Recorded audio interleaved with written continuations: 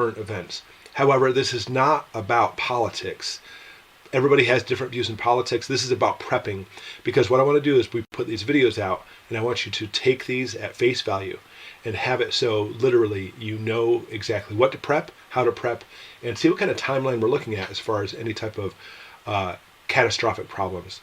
Now, one of the things they talk about, and I honestly think this may be more just some narrative fluff, where they say that Putin invaded Ukraine because of Ukraine's application into for NATO. I personally, I don't buy it. I've actually talked about in a previous video that Ukraine has always been a central part of Russia, Mother Russia, and they actually have a history going back 1,000 years. And I say that because specifically Latvia, Estonia, and Lithuania are also NATO members. They're full-fledged NATO members, and they also border Russia. They already do. In fact, some of those countries are closer to Moscow than most parts of Ukraine. So when he says he doesn't want NATO on his doorstep, it's already at his doorstep. It doesn't make sense. So I think he has other motives, besides being probably crazy as well. But he has other motives, and we're not going to get into it all talking about the Illuminati conspiracy theories and such. I'm not saying I won't do a video about that later too. I don't buy that as well, and there's reasons for that. But you have to understand that this whole thing, as far as pushing into Ukraine, is an actual fear that it's going to be the beginning of a brand new Warsaw Pact. Because you have to ask people from Estonia, Latvia, Lithuania, what it's like for them as far as living under the communist rule before the wall went down. And it was absolutely horrible. It's no wonder many of these countries jumped right into, we want to be part of NATO. Oh my gosh, we want to do everything we can to not be part of Russia again. The communist life is a terrible life. I've never been there. Personally, I was actually in Berlin when the wall went down, but my time in East Berlin was very limited. But the European Commission vice president said we actually have to worry about Latvia, Lithuania, and Estonia because they literally may be next. Not to mention we're already sending lots of NATO forces into those areas just in case Putin goes in that direction. Okay, I want to say it's not old news. But that's something that's basically been happening up until present time, because the people who live there absolutely understand. We actually have a fan of ours, one of our followers, who actually lives in Latvia, and this is what she said. Hey, a Latvian here. The reasoning behind an operation in Latvia could be the same as his excuse for Ukraine, that is, coming to save his people. Look at the Russian population in Latvia. Because what Russia did during its communist bloc times, during the Warsaw Pact, is they would actually send soldiers out, people out to the different areas, so there actually would be intermixing of the cultures so they could actually become part of Russia. We've seen this strategy militarily going back hundreds, if not thousands of years, trying to make it so people wouldn't rebel because guess what? Their people are our people right now. However, those three countries want no part of this, even though they actually have Russian heritage people in those countries. Specifically Latvia and Estonia, I don't know if you know this, they've actually now gone as far as kicking out the Russian consulates and making them leave because of what they've done in Ukraine, and also because of what they fear as far as going to be continuing into their countries as well. All right, again, that's almost old news. That's actually newer stuff, but here's the latest ones that actually should scare you. Finland and Sweden have now applied to be part of NATO, or they're going to be very, very shortly. We're talking about a very short time span before this happens. And in essence, what they said was, before Russia as our neighbor, it's another neighboring country, was fine, but now they've seen the actions happening in Ukraine, and they're like, we do not want any part of this, because obviously you can't trust our neighbor, so we want in. And one of the countries, I forget which one, is actually literally about to apply immediately. And they're actually talking about immediate approval going in, too. They're not going to even play around. And the other one said, maybe in the next 2 or 3 months, we're going to make a final decision on that. But because of this, Russia even has more rhetoric coming out. Again, it may not be rhetoric, because as we've seen with the Russian invasion of Ukraine, it's not just words. But the Russian Foreign Ministry spokeswoman, Maria Zakharova, issued a threat saying, clearly, the ascension of Finland and Sweden into NATO, which is first and foremost a military alliance, would have serious military political repercussions that would demand a response from our country.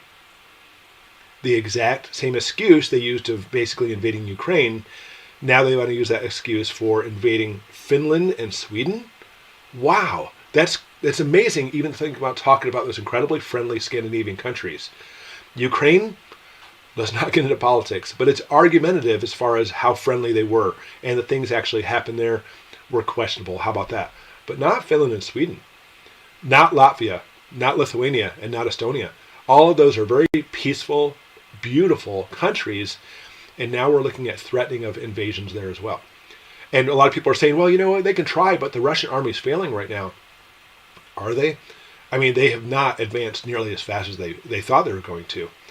But I don't know if you know about it, but Putin fired his top generals saying, you're not getting the job done. And as soon as new generals arose, guess what they did?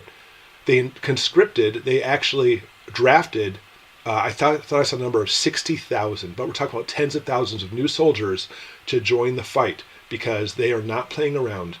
And again, I've talked about so many times, nukes are a fear for this.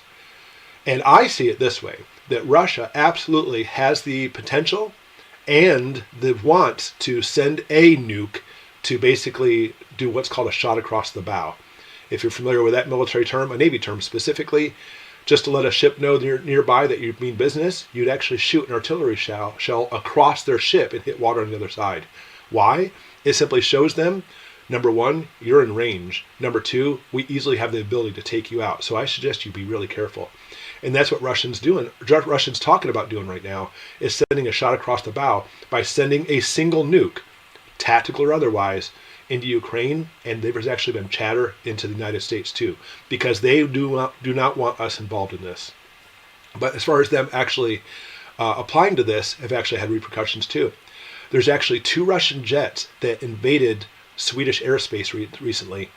And they took pictures of these jets. The Swedish Air Force scrambled their jets to counteract them. The Russian jets turned around, but they got pictures of them.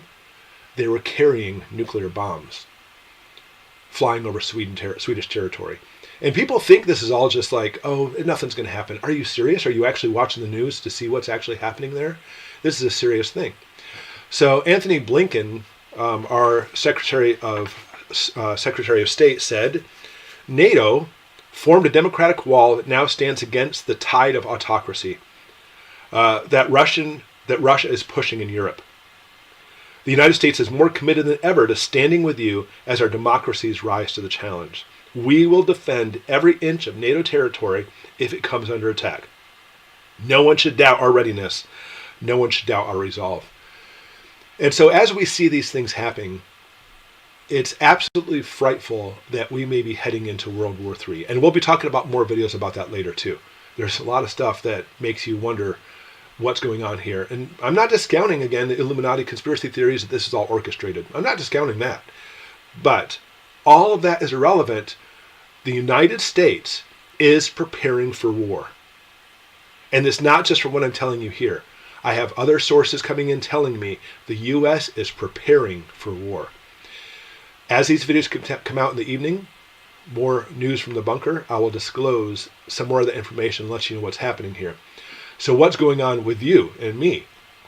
We need to prepare for war. We need to prepare in case our country goes into war. Because understand, when that happens, there's going to be, if we think gas prices are high now, there's going to be massive gasoline shortages. And they actually had to have vouchers in World War II because of gasoline. It was actually gasoline and rubber too, but there wasn't enough gas to go around. I'm going to do a video about this alone because gas is actually won battles because enemy armies didn't have enough gas, and how are you supposed to run your machinery if that doesn't happen? So gas plays a vital role in this, especially in our times now where gas is so vital, trying to basically uncover reserves anyway. So lots of scary stuff happening. All I can say right now is continue your preps.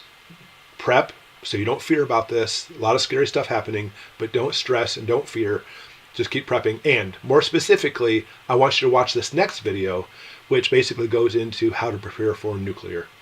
Because if there is a single nuclear bomb or missile sent to the United States, it's a shot across the bow. So when you actually do that warning shot, you shoot across the bow and hit water, which is not going to hurt anything. You don't shoot the ship. That'll certainly cause a retaliation. And the talk is through intelligence gathering areas that if there is that shot into America, it's going to be into an area that is very extremely low populated, if no population at all. Shoot it into like the deserts of Nevada or something like that, where basically the nuclear bomb will go off, show the United States, see, we can send a nuke to you and precisely put it there. So what you need to do is back off and not help this out at all. And how are we going to help out? We are a key, if not the key member of NATO. And they very well may shoot that shot across the bow toward us. So watch the nuclear series, keep prepping, and we'll talk about all this as things progress. But thanks for watching this new segment, and thanks for watching. And go ahead and check out this next video, which is going to be about preparing for nuclear.